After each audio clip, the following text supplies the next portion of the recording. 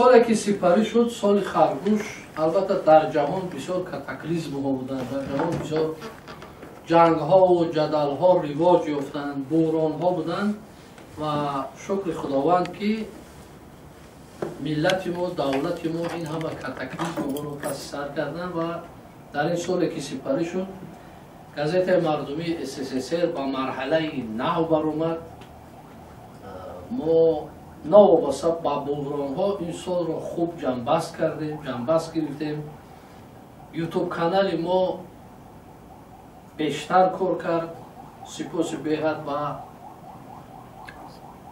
اعصابیر رحمت و جمال الدین که برای ما کمک میکنند.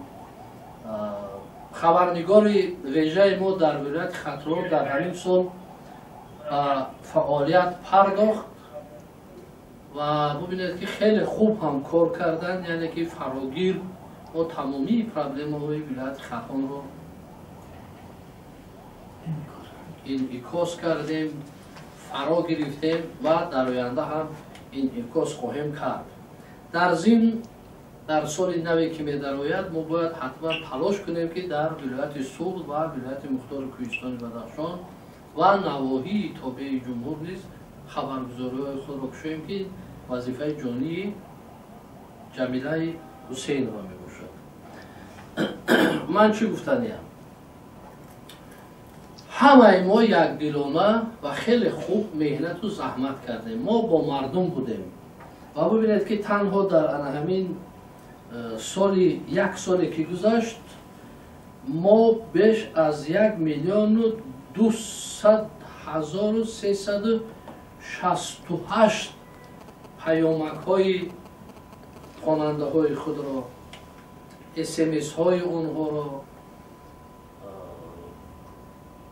درخواست های اونها را، صدای زنگ های اونها را گوش کردیم. مطلب های آنها که توسط گازت مردمی می رسیدن همه آنها رو ما مطرح کردیم و در گازت جایگیر کردیم که با این کار سهمی بی‌حد نظررس داشت بانو جمیله مقصود که با افتخارشان یک کف میکنیم و نیز نورالدین قاسم زاده که با تازگی پیوستند و SMS ها و صداهای دل مردم رو بشنیدن که با افتخار نورالدین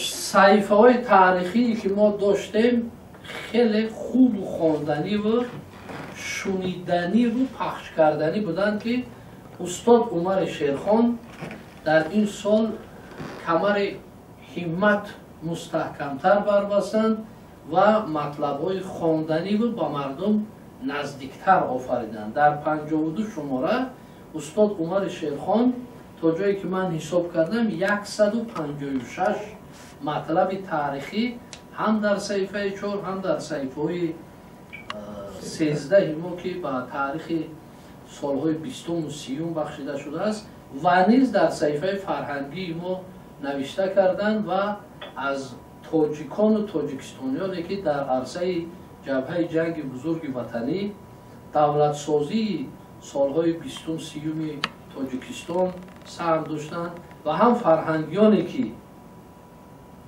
با تازگی در گذشته بودند و مثل چلخان خالف و دیگران بسیار مطلب‌های خواندنی و دیدنی نوشتند که با افتخارشون استاد ایدیبک محمود جانوف واقعا هم در این سال داد هنر را دادند و گازت ما رو واقعا هم به یک مرحله نو برآوردند. من خدمتتون عرض کنم که آخر هر سال من پچفکای سال گذشته و سال پیش و این سال رو برگردان میکنم که خیلی نوآوری و نویگری ها بودند، یعنی که دانش خود را تکمیل دادند. با عرض سپاس یک کف برای ایدیبک محمود جانوف. درباره سایت نوی باز کردن اون هم باید علایده سخن میکنیم که ما در سال خرگوش در همین سال 2023 سایت اینترنتی خود را فعال کردیم. ما خبرگزاری خود را در کرمل در مرکز روسیه در مسکو افتتاح بخشیدیم که در اونجا شمس‌الدین مقیموف با کار و فعالیت پرداخت کردند و سایت اینترنتی ما هم با عنوانی SSSR TJ و USSR TJ و فعالیت پرداخت که البته با سبک و اسلوب و شیوه و پیشنهادهای تازه در عالم اینترنت فراگیر گشتند. یوتیوب کانال SSR TV حدود 30,000 آبونچی یا خود подписчик یافت که این شماره کم نیست و دیروز ما همراه سابق حساب کردیم 6,700,000 نفر گزارش های ما رو دیدن. سپاس ویژه با اکای سابق و جمالدین که بعد اونی که با ما همکاری کردن با ما پیوستند واقعا هم صحیفه تلویزیونی ما در یوتیوب سربیننده تر و سرخواننده تر گردید. بار دیگر همه شما را با این جشن تبریک میکنم. سال 2023 برای ما بسیار خوشم آمد. موفقیت های بسیاری بوده. من از یکون موفقیتی که در سال 2023 ذکر کردم با اداره روزنامه SSR آمدنی سفیر دولتی افغان قدرت دین روسیه و بعدا جمهوری ترکیه باشد. در این سال من بیان ندارم که یگان سفیر با یگان اداره روزنامه تشریف آورده باشد. برای موفقیت در سال نو باز هم خوب بیمار نشوید، صحت و سلامت سخت کار کنید و روی SSR بردارید. واقعا برای من امسال سایتم اوناو شد. یک قدم به پیش بله سایتم اوناو کردیم خیلی موثرتر و دیگر شد. میبیان زنگ میزنن odklik هست. یوتیوب کانال با قوت کردیم ایده های اینا بسیار خوب پذیرفته شد. قتلون با قوت شد اینا ملکه 3 قدم خوب ایجادی در امون بخش در ایجادی ما گذاشتیم که بسیار خوب شد. خیلی سالی بد نبود، سالی ناز بود. آخری سال کم ترک بیزیب شد. لیکن ما کوشش میکنیم که چی بیزیب شد؟